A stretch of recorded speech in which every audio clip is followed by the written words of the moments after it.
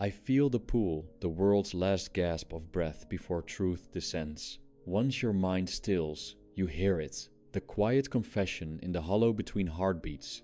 You sense that beneath all striving lies a raw terrain of emptiness, of silent suffering unmasked, and here, without adornment or consolation, begins the unveiling.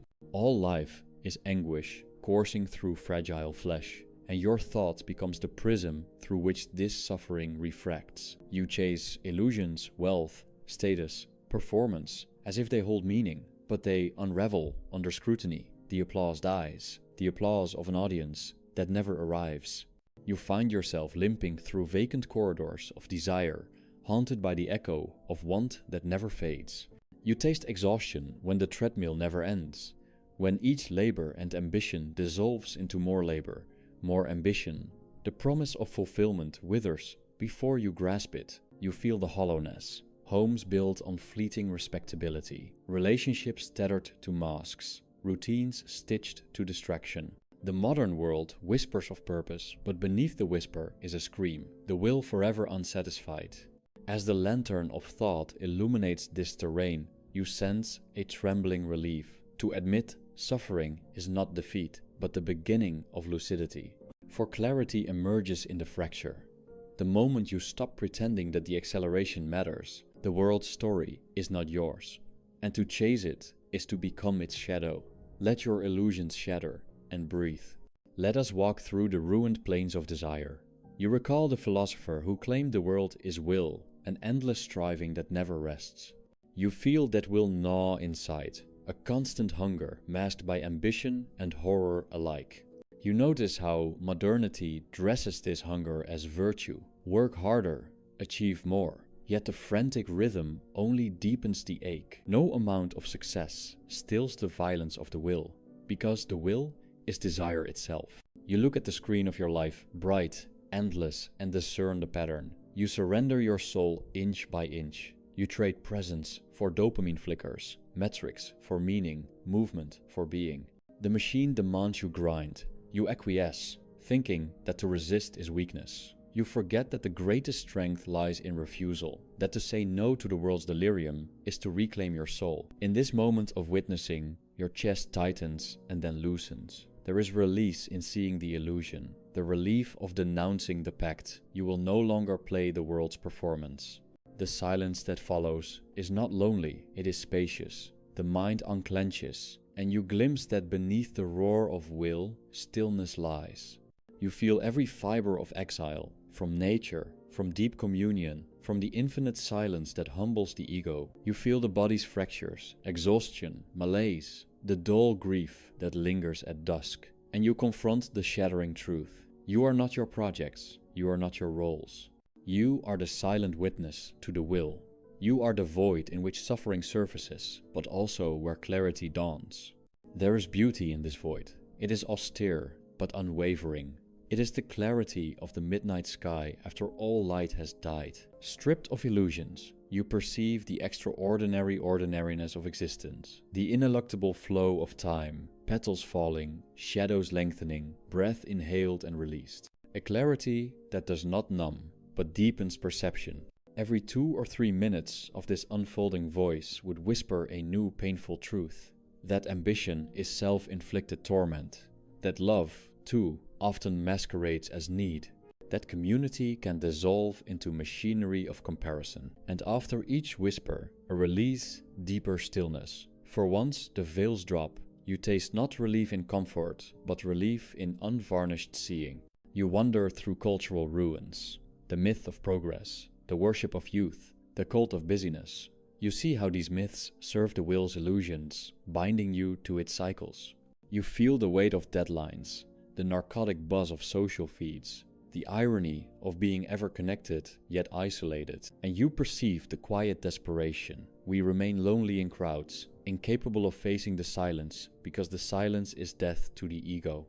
But inside the silence lies the seed of renunciation. To renounce is not to give up life, it is to cease fighting life. It is to cease nourishing the illusions.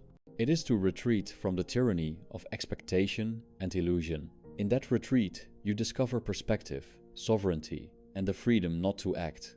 Your heart cracks open, and inside the crack blooms a sober delight, the world without distortion, the cold clarity of truth. You perceive suffering not as punishment, but as the matrix of self-awareness. You perceive solitude not as absence, but as presence of the real. The ego dissolves, desire shrinks, quiet prevails. Now time slows. You feel rooted in the now that is more than fleeting satisfaction. You gaze at the vast sky of detachment. You realize that meaning never hides in accomplishment. It resides in conscious surrender to what is. Not defeat, but cessation of the chase. There is no resolution, only the dissolution of expectation. The lantern's flame flickers, low but unwavering. The voice in your mind softens. You stand on the edge of dissolution, your illusions burning quietly away. The will recedes, and you abide in witness. This is your final release. The self unmade, the desires quieted, the echoes of ambition hushed. You are left with nothing and everything. Pure observance, clear and still. Here, the final flicker of voice dissolves. To suffer is to awaken in a world not of one's choosing.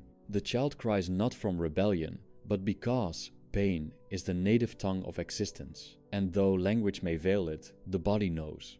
The soul carries it quietly, as the night carries the weight of unseen stars. Every pleasure is but the brief cessation of need, and even joy is tainted by the shadow of its end. The laughter of life echoes through a corridor lined with graves. What you call happiness is the illusion of the will momentarily pacified. Yet the will is never satisfied. It is a thirst that deepens as it drinks. The instant desire is fulfilled, another rises to take its place. This is not progress, but a carousel of torment. Each rotation driven by the hope that the next moment will redeem the last. But time reveals its trickery. There is no final arrival, no summit that silences the hunger. You labor for comfort, then suffer the boredom that follows. You seek meaning only to discover it shaped by others' expectations, not your own truth. What you build is haunted by what cannot last. Even love, the most seductive of illusions, conceals its cost, the fear of loss, the chains of attachment, the quiet violence of need. To love under the tyranny of the will is to grasp what must perish, to bind yourself to future grief.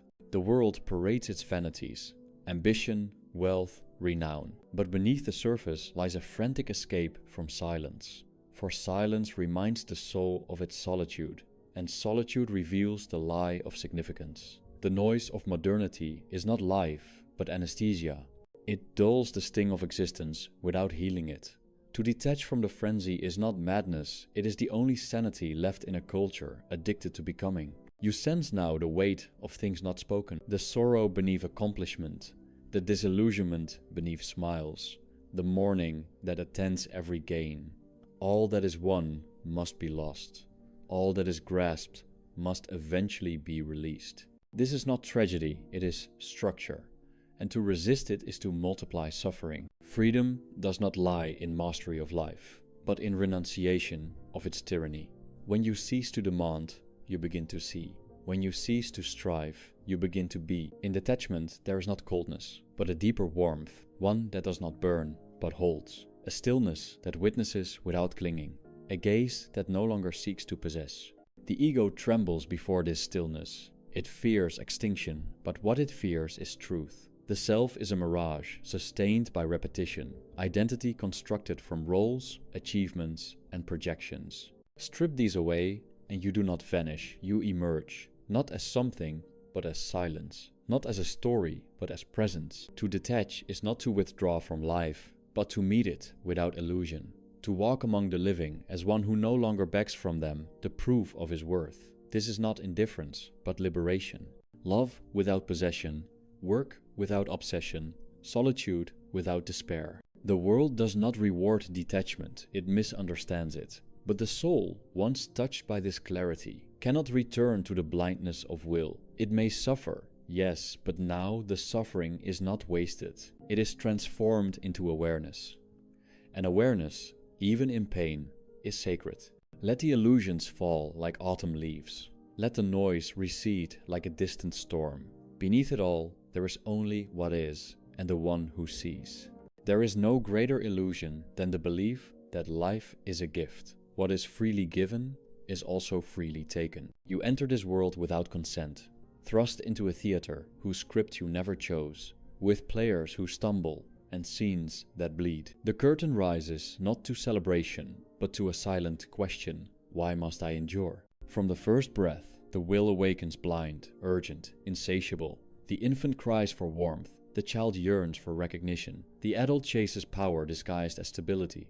Yet none of these grant peace. At best, they postpone the emptiness, like music delaying silence. But the silence waits and always returns, heavier each time. The body is not a temple, but a prison, a cage of nerves and tissues through which the will exacts its tax. Each pulse is a declaration of need.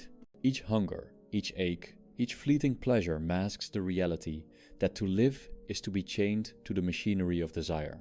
The very act of surviving is an agreement with suffering, signed anew with each heartbeat. And still you pursue, you chase love as if it will complete you, as if another's presence might cancel your solitude. But love, under the governance of will, becomes longing, made flesh, an effort not to see the other, but to possess them, to make them a mirror for your own desperation. This is why it fails. This is why, even in closeness, there is distance. Because what you seek is not the other, but relief from yourself. Even beauty, which appears to lift us, is not innocent. It is the will disguised in aesthetic form, pulling the soul toward that which it can never hold. You marvel at a sunset, but despair when night falls. You grasp at youth, only to be betrayed by age. Art becomes a wound, dressed in silk, delicate, but no less mortal. The world seduces you with momentum. Move. It whispers. Achieve. Become. But in becoming, you abandon being. In motion, you forget presence. You become a function, not a being. A role, not a witness. The more you accelerate, the more hollow the scenery becomes. Until one day, you look back and see that nothing was lived, only pursued. Those who praise the hustle do not see its cost. They speak of goals, yet ignore the graveyard of burned souls beneath them. They offer success, but demand your peace in return. The hustle is not noble. It is an escape from the stillness that reveals the lie. It is not progress, but evasion. It consumes time, devours meaning, and leaves you with nothing but the memory of strain. To renounce is not to flee, it is to cease participating in delusion. To sit unmoved while the carnival passes. To feel the chaos and not be disturbed. This is not passivity, but depth. A depth inaccessible to those who cannot endure silence. To renounce is to stare into the void without blinking, and to remain. You realize now that suffering is not the problem, it is the messenger. It tells you the world cannot satisfy, that no career, no relationship, no achievement will still the will. That peace is not in the next thing, but in the cessation of seeking. This is not the death of joy, but the birth of tranquility. In this recognition, a quiet joy emerges. Not loud, not dazzling, but enduring, like a mountain untouched by the wind. You no longer need to win, you no longer need to be seen. You no longer need to matter. And this, paradoxically, is where you begin to live. For the first time, you taste the simplicity of being. The sky needs no audience. The stone, no validation. The bird, no ambition. And you, when freed from the compulsion to become, begin to resemble them. Not higher, not greater, just present. You carry your suffering like a lantern now, not to banish the dark, but to see it clearly. Not to escape, but to witness. The world remains broken, people remain asleep, but you are no longer among them. You walk slower, speak less, observe more. You withdraw not in bitterness, but in reverence for what cannot be said. And here, in the dim glow of awareness, you feel something vast. Not happiness, not meaning, but a stillness beyond both, a silent accord with the real. Not because it is good, but because it is true. The soul, having wandered through illusion, finds rest not in paradise, but in the absence of striving. A peace not promised, but found. A peace that asks nothing and gives nothing except the end of wanting. You begin to sense how deeply the world fears stillness. It brands it laziness, madness, antisocial retreat. Yet the fear is not of inactivity, it is of exposure. For in stillness, the masks fall, the mind begins to see. And what it sees, it cannot unsee. That life, beneath the noise, is unbearably fragile. That joy, at its core, is tension briefly forgotten. That the self is not a center, but a swirl of borrowed voices, all demanding, none satisfied. The rituals of distraction are everywhere. Screens that flicker to keep the silence at bay. Conversations that skate the surface of existence. Calendars bloated with purpose, as if busyness could shield one from the inevitability of decay. But in the end, even the most curated life bends beneath entropy. The flesh fails, the mind stutters, and the will, though it fights, begins to dim. You watch others cling harder, build faster, love louder, as if intensity could outpace impermanence. But nothing escapes the slow erosion. Friendships fade, memory distort, even identities unravel. The one who once burned with passion now struggles to rise from bed. The one who once vowed eternal love now speaks in silence. The future dissolves into repetition, and the only true teacher left is sorrow. Yet sorrow, once embraced, loses its sting. It becomes a companion, not gentle, but honest. It asks nothing. It offers no solutions. It simply remains a witness to the futility of striving. And in its gaze, something tender awakens. A softness not born of weakness, but of exhaustion. A surrender not to despair, but to truth. This is the strange gift of renunciation. It does not remove pain, it removes illusion. The illusion that life owes you comfort, that happiness is your birthright, that meaning is something to find rather than dissolve into. Renunciation does not take, it releases. You put down what you were never meant to carry. And when the hands are empty, the soul becomes vast. You begin to see suffering not as something to overcome, but as something to understand. Every ache, every loss, every betrayal has pointed to the same revelation, that you are not in control. That control itself is the final illusion. The world spins, with or without your consent. The sun rises on graves. The ocean swallows innocence. And yet, the breath continues. There is no justice here, no cosmic balance sheet to reconcile good and evil. There is only what is, and what is enough once you stop demanding it, becomes something else. In that moment, the metaphysical weight lifts. You are no longer trying to win. You are no longer trying to be seen. You simply are. In detachment, love returns not as desire, but as attention. You begin to see others, not as means, not as threats, not as proofs of your worth, but as echoes of your own condition. Their suffering, though differently clothed, is your own. And so compassion blooms not from virtue, but from recognition. The kind of compassion that expects nothing, that does not fix, that simply stays. This is the soil where meaning quietly grows, not the grandiose meaning of destiny, but the humble meaning of presence. A sip of water, a slow breath, a shared silence. These moments, stripped of ambition, shine with a clarity no achievement can match. They are not milestones, they are eternity, condensed into now. As you walk further from the world's theater, its voices grow fainter. The advertisements, the declarations, the arguments, they lose their grip. You stop needing to be right. You stop needing to be admired. Even your name begins to feel like an echo, a costume worn by the body. You are no longer someone. You are awareness, witness, still point.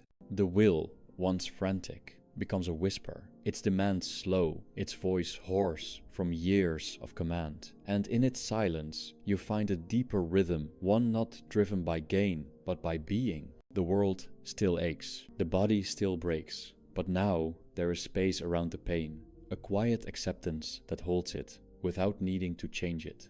And slowly, the soul settles not into bliss, but into truth. The truth that nothing was ever missing, that the hunger was never for things, but for stillness, that the self, so long defended, was never the point, and that in letting go, you do not vanish, you become the silence beneath all things. There is a silence that follows disillusionment, not the silence of emptiness, but the silence of having finally seen. It is not peace in the way the world sells it, not comfort, not safety. It is the stillness that comes when there is nothing left to pursue, nothing left to defend. The will, like a storm exhausted, recedes, and what remains is not despair, but clarity. This clarity is not a light that warms, it is a cold light, like that of stars, distant, indifferent, and eternal. Under this light, all things are revealed for what they are. Pleasures are seen as reprieves, not answers. Achievements as distractions, not fulfillments. Even virtue begins to lose its shine, exposed as another form of ego dressed in moral robes. The will, always cunning, finds ways to disguise itself even in self-sacrifice, even in goodness. But under this light, all masks melt. What is left when even virtue is unmasked? Only being. A being no longer tethered to the dream of becoming. You sit in a room that once felt too quiet, and now it feels vast. The ticking of a clock, the rustle of leaves outside, the ache in your back, these become your companions. They ask nothing, they mean nothing, they are simply what is. And for the first time, that is enough. You look at your past not as a sequence of triumphs and failures, but as a river of unnecessary suffering. So much pain born from resistance, so many wounds inflicted by your own hand in pursuit of what could never last. You grieve not only for what happened, but for how long you believed it mattered. That belief, the belief that something out there would one day make it all worthwhile, that was the deepest illusion of all. To suffer without understanding is torment, but to suffer and see that is something else entirely. It is not joy, it is not redemption, but it is honest. It is the pain that does not lie. And in that honesty, there is a strange kind of relief. You no longer need to pretend, you no longer need to explain. The suffering becomes your teacher, your path, your home. You begin to see others not as threats or allies, not as obstacles or solutions, but as fellow exiles. You see the same hunger behind their eyes, the same fear, the same exhaustion. They run as you once did.